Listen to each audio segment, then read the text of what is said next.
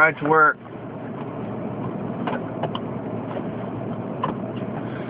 I've just finished 8-day feast of unleavened bread,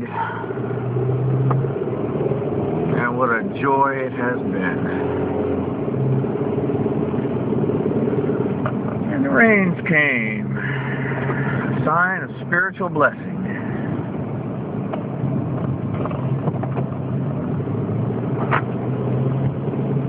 It's been just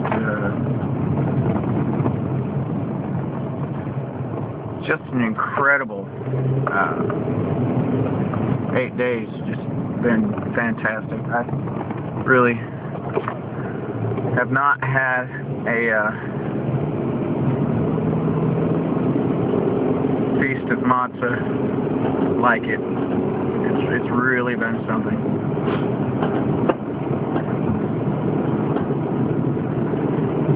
But now it's time to go back to work and make widgets and earn slave credits and all that beautiful stuff.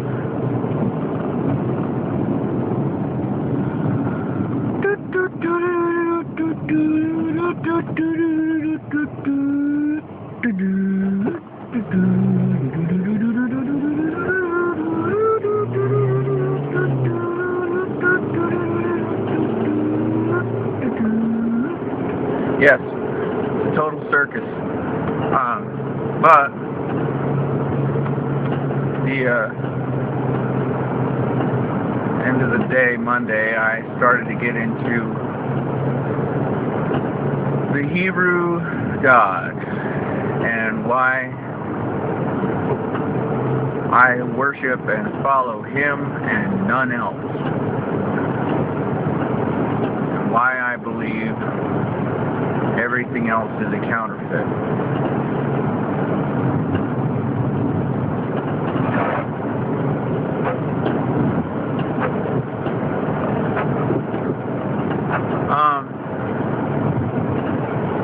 And I started to get into it yesterday, but I learned at a very early age, this world is run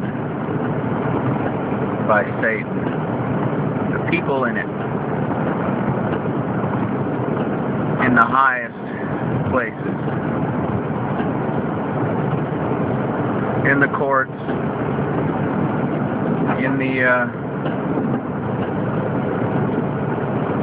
that doesn't feel good. I think I'm about to have a flat. In the courts, in the political, and yes, I dare say, even in the spiritual places.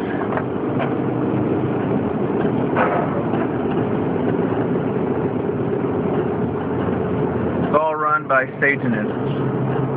When it all comes down to it, when you go down the rabbit hole and you look at all the conspiracies, and they're not theories, they're open conspiracies. All you have to do is read the literature. And a lot of it is dry and really, quite honestly, hard to read because it's all written in legalese and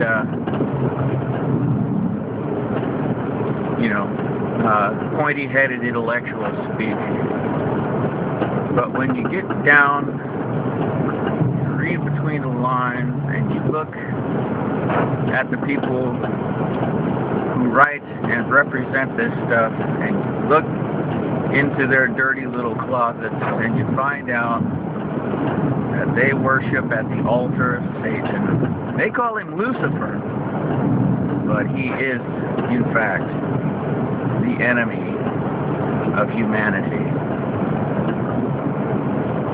and of the Hebrew God.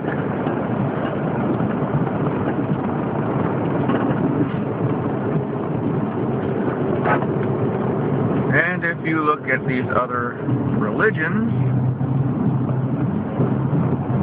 and you look at the backstories of all the pantheons, of all the Hinduisms, and all the Buddhisms, and all of these things, and you look at what is being stated, you find out quite quickly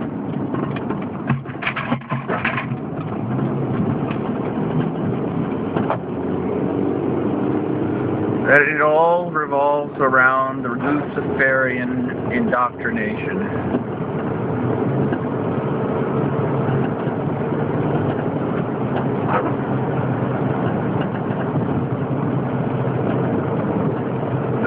Gods, little g, gods, are almost identical wherever you go. You got one main god who is generally worshipped on December 21st or 25th.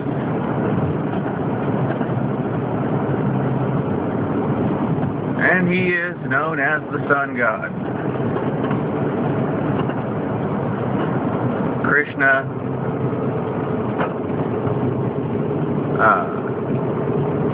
Zeus, Osiris,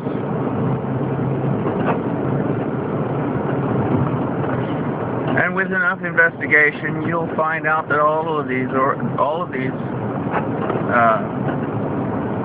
religions originated from Semitic lands and, quite frankly,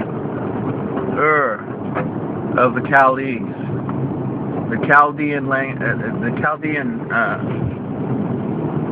pantheon spread across the world because it all originated from one who is referred to in the Bible as Nimrod.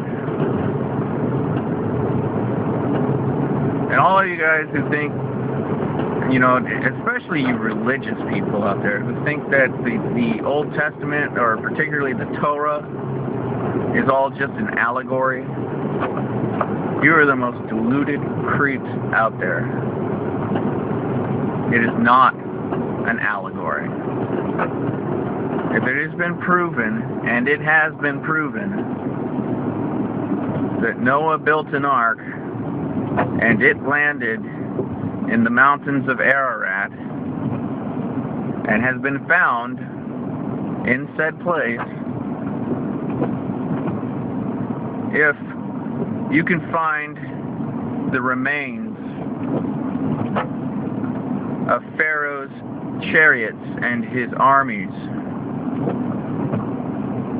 in the bottom of the Red Sea, if you can find the remains of what was once Sodom, Gomorrah, Admah, and Zeboim, the cities of the plains, in what was Canaan, if you can find the Mount Sinai in the Arabian Peninsula, if all of these things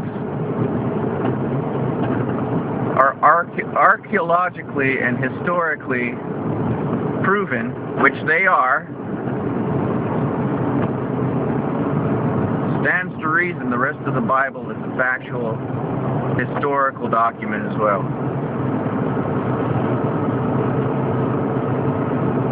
Because it is his story, after all.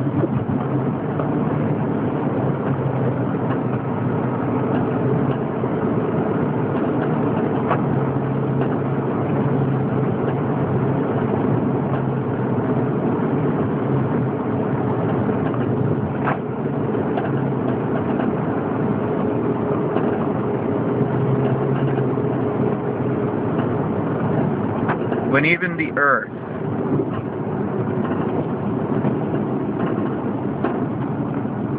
whom these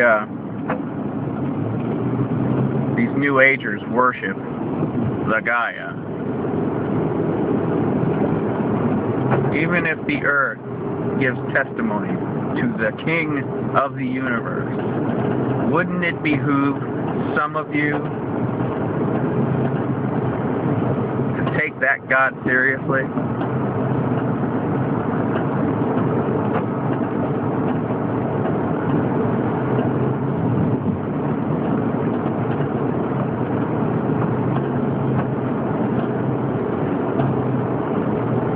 thought.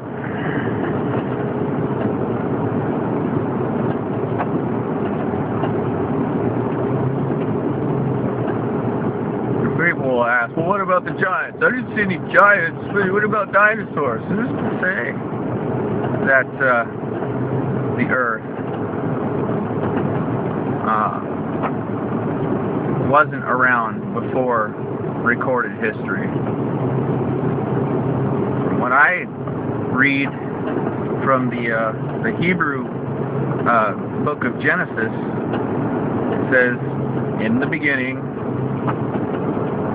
God created the heavens and the earth. And that the earth was, in Hebrew, it says tohu vavohu, which is roughly translated to formless and void.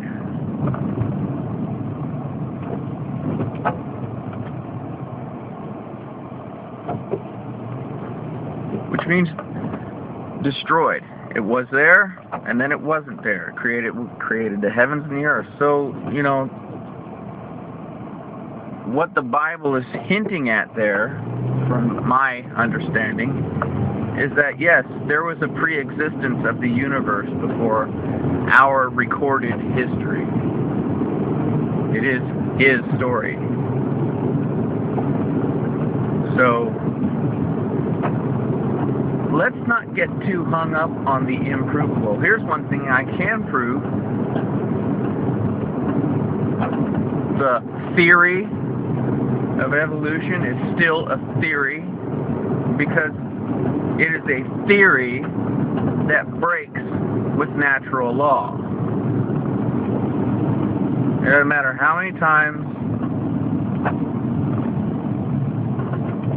you mate a horse with another horse, you're always going to get another horse. It doesn't matter how many times you mate a mosquito with a mosquito, you're always going to get another mosquito. It doesn't matter how many times you mate a fish with a fish, you're always going to get another fish. It doesn't matter how many times you mate a dog with a dog, you're always going to get another dog.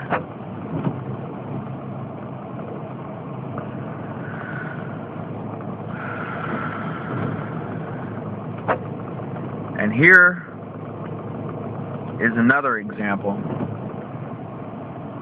The use of genetically modified organisms to inject cross-species DNA into an organism is in direct violation of the law of like kind. And what you produce is an abomination, and it brings with it all kinds of curses, the extent of which we haven't witnessed yet. I can tell you that there's a reason why cancer is off the charts. It's because we're eating food that has been adulterated, food that has been broken in the sense of the law of like kind.